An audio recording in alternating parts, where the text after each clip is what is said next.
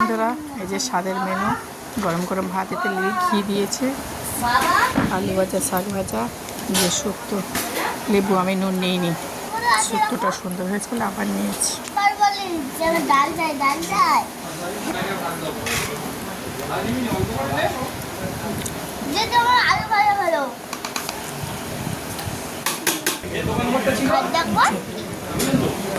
মাছের পেটি নিয়েছি,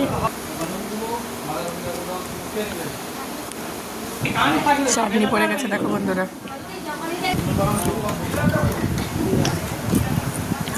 আলু পাপড় দিতে এসছে,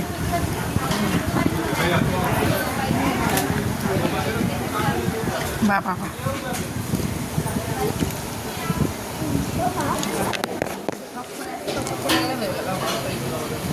খাওয়া